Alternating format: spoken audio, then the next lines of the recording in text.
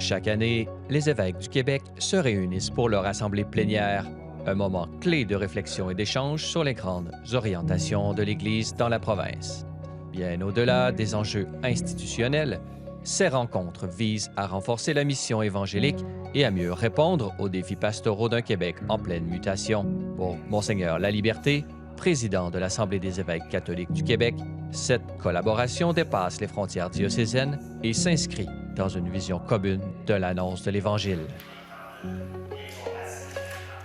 Au Canada, il y a une conférence des évêques du Canada, de tous les évêques du pays.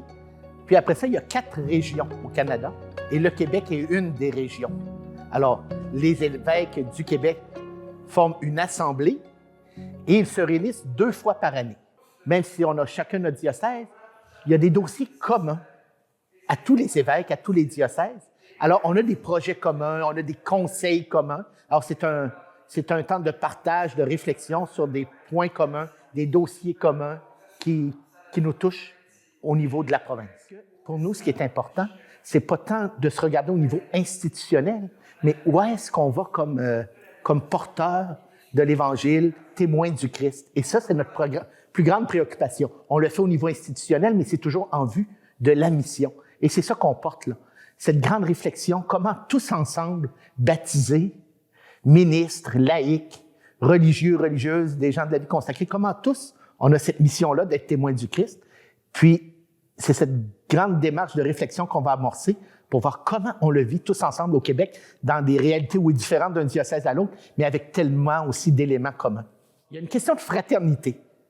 Chaque évêque est indépendant d'une certaine façon dans son diocèse. Il n'y a pas un évêque qui est plus haut que l'autre. On est tous à la tête de notre diocèse, mais on forme le collège épiscopal. Alors, on est des confrères. Alors, il a créé la fraternité entre nous. C'est déjà un élément très important. La question de la fraternité entre les évêques et leur engagement commun est l'une des raisons d'être de ces rencontres. Parmi ceux qui participent pour la première fois à cette réunion figure Monseigneur Jean Tailleur, récemment ordonné évêque auxiliaire de Québec. Oui, j'accepte cette charge au service du peuple de Dieu.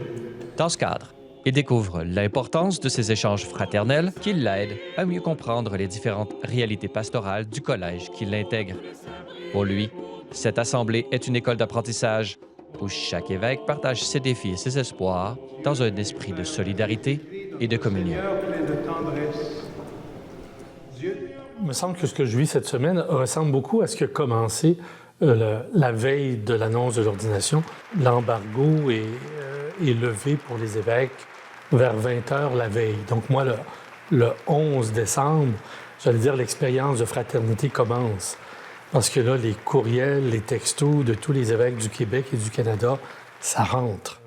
Honnêtement, c'est touchant, ça. Parce que c'était des personnes que je ne connaissais pas, pour la plupart. Certains ont pris le temps de me dire « J'ai été heureux dans ça, puis je te souhaite de l'être. » Ou « Dans ma vie, il y a telle dimension qui m'a aidé et j'espère que tu pourras aussi être heureux de cette manière. » Et la liturgie elle-même nous donne un moment aussi de contact très privilégié dans l'échange de baisers de paix, où là, chacun aussi y va de ses mots très personnels, c'est très touchant.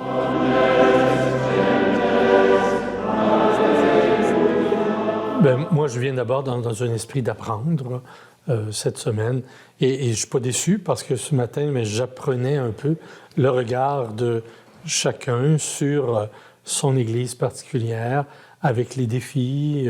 Certains se sont permis de confier des problèmes, d'autres des espérances. Vraiment, moi, c'est aussi d'apprendre à être évêque.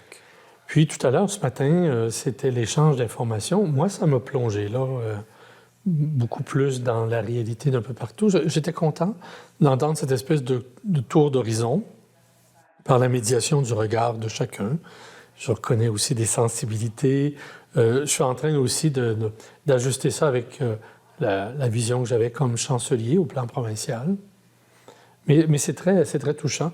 C'est un accueil qui est simple, mais qui est extrêmement direct et franc, là. Moi, c'est très touchant, en tout cas. Mais j'ai à peine 3 heures là, de fait. Donc Monseigneur Pierre Charland, quant à lui, n'a pas encore été ordonné évêque. Supérieur provincial des Franciscains du Canada au moment de sa nomination, Il voit dans ces rencontres une continuité avec son expérience communautaire. Cette assemblée est un espace de soutien mutuel où les évêques tissent des liens humains et pastoraux appelés à durer. Un matin, je reçois un appel du nonce qui m'annonce que j'ai été nommé évêque de Bécomo, une magnifique région de la côte nord du Québec, mais que je ne connaissais pas du tout. Je n'étais jamais allé sur la côte nord, donc ça a été... Déjà, c'est un déplacement important en termes de conscience de ce qui nous attend. Donc, je sens vraiment une fraternité entre les évêques. Puis j'ai beaucoup aimé ce matin entendre chacun parler de son diocèse. D'abord, on prend conscience d'une étonnante diversité de réalités. Entre les évêques, oui, mais les réalités d'Église dans chaque diocèse aussi. Ça me plaît, c'est fort intéressant. Puis c'est sûr qu'il y a des liens qui se créent. Alors, ce matin, en écoutant les diocèses parler, par exemple, d'initiatives autour du jubilé ou... Déjà, j'ai des idées de ressources, d'activités. Ça me donne le goût de parler avec le personnel de l'évêché, voir un peu ce qu'on peut faire. Puis, c'est sûr, il y a une question de lien, il y a une question de partage d'expérience, il y a une question de comment est-ce qu'on peut ensemble trouver de bonnes pratiques, comment est-ce qu'on peut s'aider, se soutenir. Mais déjà, moi, avec les diocèses voisins du mien, là, on sait hier soir, dans nos conversations, on se disait, bon, on n'est pas trop loin, on va partager des choses, on va se voir pour un repas, on va... Réunie pendant 4 jours du 10 au 14 mars, cette plénière était la 335e de l'histoire, la première ayant eu lieu en 1859. À travers ces rencontres, l'Assemblée des évêques catholiques du Québec cherche à mieux répondre aux défis pastoraux d'aujourd'hui. Dans le contexte d'un Québec sécularisé, renforcer les liens entre les pasteurs apparaît une nécessité pour mieux accompagner les fidèles et donner un nouveau souffle à la mission de l'Église.